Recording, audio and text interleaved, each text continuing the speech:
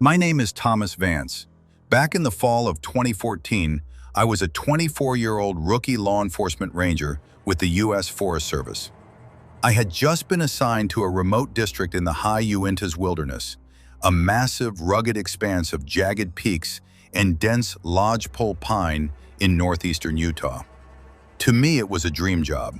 I had spent my college years hiking, mapping trails, and studying wildlife biology.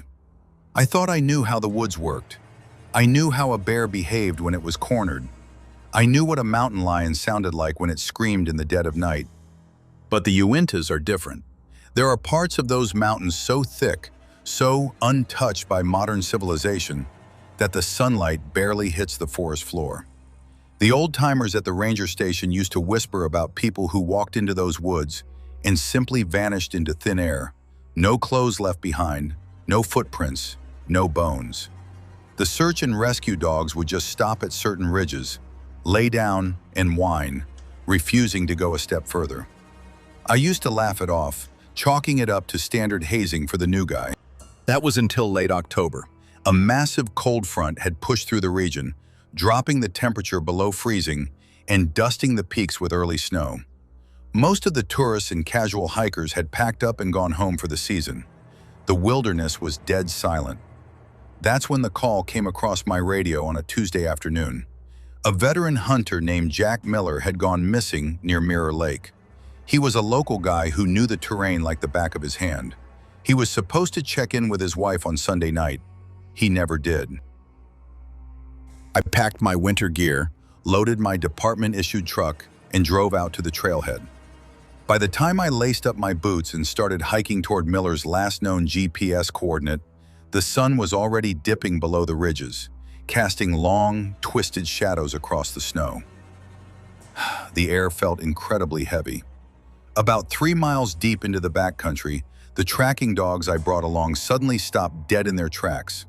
Their fur stood on end, and they began to whimper, burying their faces against my legs. I unholstered my sidearm, sensing something was wrong. Just 50 yards ahead, in a small clearing surrounded by towering pines, I found Jack Miller's campsite. His four-season tent was ripped entirely in half, but it wasn't shredded by claws. It looked like it had been violently burst open from the top down. What I saw inside made my stomach drop. Jack's hunting rifle was there, bent completely in half like a cheap piece of plastic. But it was the elk he had harvested the day before that truly terrified me. The massive animal hadn't been eaten by wolves or bears. The carcass was neatly arranged in a perfect geometric circle in the snow.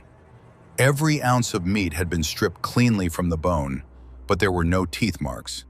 It looked as though the meat had been chemically melted away or scraped off with human-like precision. And then I noticed the snow. The ground within that circle was completely bare. The snow hadn't drifted away. It had been melted down to the scorched, black dirt despite the freezing temperatures. But the most bone-chilling detail was the footprints. Leading away from the circle were deep, heavy tracks. They were bipedal, walking on 2 legs, but the stride length was impossible. Each step was nearly 8 feet apart, and the prints themselves were long, elongated human feet, tipped with elongated, razor-sharp toe indentations. No boots, just bare, frozen skin against the winter snow. Reason told me to turn around and call for a full tactical search and rescue team, but a strange, overwhelming urge compelled me to follow those tracks. It was like a silent voice in the back of my skull, whispering that Jack was still close. I followed the trail up a steep, rocky ridge as the twilight turned into a pitch-black mountain night. My tactical flashlight cut through the gloom, reflecting off the falling snowflakes. The temperature was plummeting rapidly, yet I began to sweat. The air smelled foul, like copper, ozone, and rotting meat. Suddenly, the footprints stopped, right at the base of an ancient, massive Douglas fir tree. I slowly panned my flashlight up the trunk, into the thick canopy. And that's when my light caught 2 glowing, pale yellow discs. Eyes. Perched 50 feet up in the branches was a creature that defied every law of nature.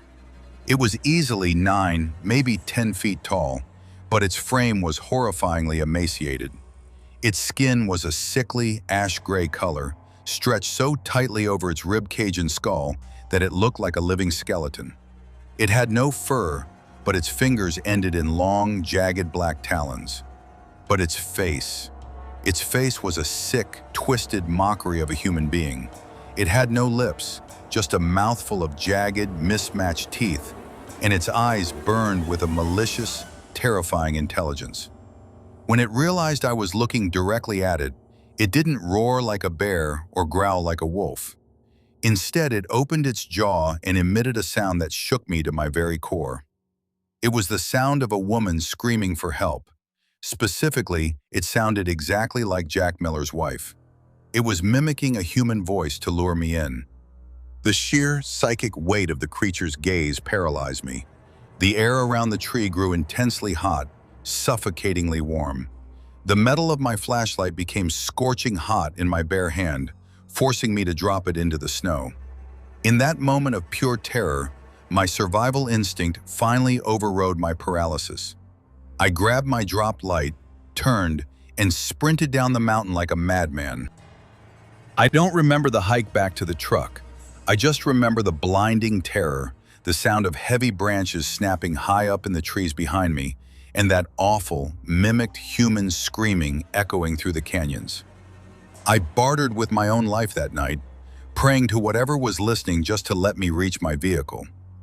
When I finally burst through the trailhead and locked myself inside my truck, I radioed the main station, completely hysterical. The next morning, a team of federal agents, not Forest Service, but guys in unmarked black SUVs, showed up at my district office.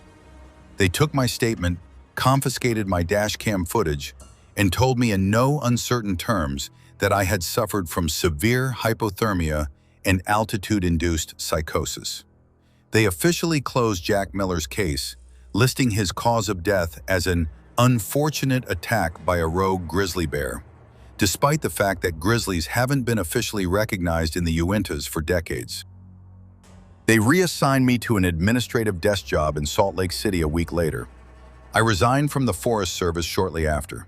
I couldn't wear the uniform anymore, not after knowing what they hide. It's been over a decade since that night in the High Uintas.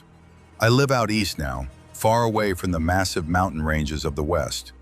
But every now and then, on cold, quiet autumn nights, when the wind rattles my bedroom windows, I swear I can still hear it. A distant, desperate voice calling out from the tree line, mimicking someone I know, trying to entice me back into the dark. Our national parks and wilderness areas are beautiful, guys. They are national treasures. But never forget that they are also ancient, untamed places. There are things out there that existed long before we drew borders on a map, things that federal agencies spend millions of dollars keeping out of the public eye. So if you're ever camping out in the deep woods and you hear the voice of a loved one calling out to you from the dark canopy where no human should be, do yourself a favor. Don't look up. Just keep your eyes on the trail and keep walking. Let me know what you think of this story in the comments below. Have you ever encountered something unexplainable in the American backcountry? Until next time, stay safe out there, and good night.